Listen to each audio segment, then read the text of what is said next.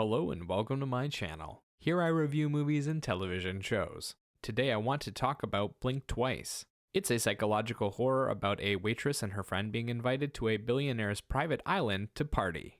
Zoe Kravitz and E.T. Feigenbaum wrote the story and Zoe Kravitz directed the film. It stars Naomi Ackie as Frida the waitress, Aaliyah Shawkat as Frida's friend Jess, and Channing Tatum as billionaire Slater King.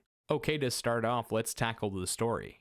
It's a bare-bones tale about two women going to a secluded location and finding out the party isn't what it's supposed to be. It starts off by introducing us to Frida and Jess before quickly jumping headfirst into the scenario.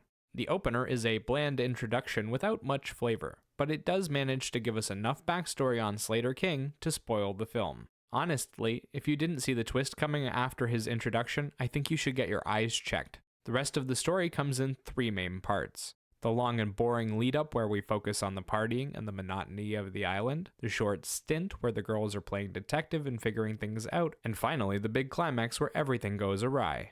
The partying is an endless cycle of montages that depict rich people smoking, drinking, and eating. It honestly feels like watching some college kids' TikTok reel. Then they make it to the mystery part and things actually pick up for a while. Frida starts showing some personality and develops a nice little friendship with one of the other women on the island.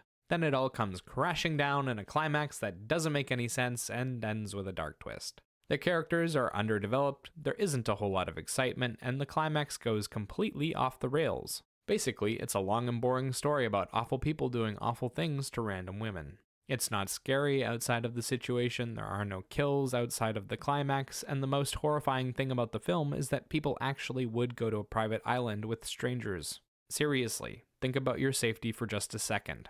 Please. Next up we have the cast. There isn't much to say about them other than they tried. They really did. Naomi Ackie, Aaliyah Shawkat, and the other women on the island give great fear and pain reactions toward the end. They don't get to do much beyond that, but they did well. Christian Slater, Haley Joel Osment, Simon Rex, and the rest of the men on the island play rich douches. That's it.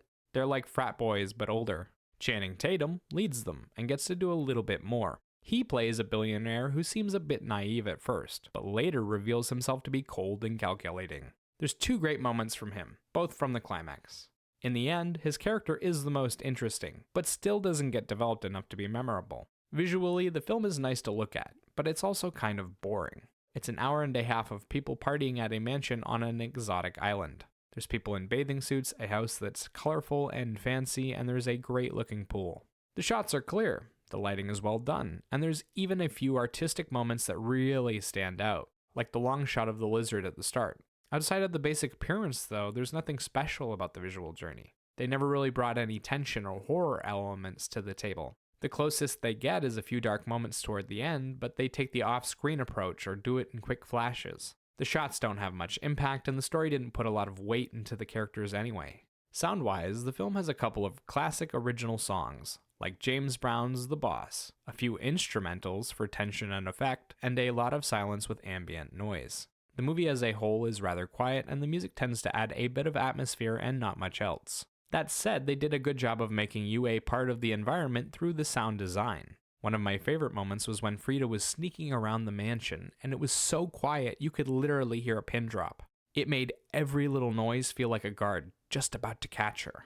In conclusion, Blink Twice is a pretty but boring film where the story is clearly the worst part. They just didn't write enough. They didn't develop the characters, they barely developed the situation, and if you think about any of it, none of it makes sense. As for a rating, I'd give this film a 4 out of 10. Normally I'd end my video right here, but I wanted to discuss a few things in the film that bothered me. I can't do that without mentioning spoilers, so please exit now if you don't want to hear any more about the film's plot.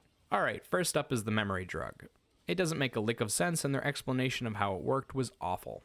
It's basically GHB with a magical antidote. It makes you extremely intoxicated and puts you into a blackout state. But then they magically cure it with snake venom, and all the memories come flooding back. That's not how memories work at all. If something inhibits your ability to form a memory, you can't just get it back later. You didn't make it in the first place. I can't recover a document I never wrote. Which brings me to the ending.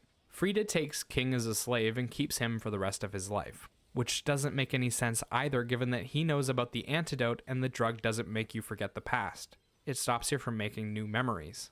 he knows how to fix it and can do so at any time. So she has to keep him by her side 24/7 forever and pray to God that he never develops a tolerance. So basically, she's sitting on a ticking time bomb.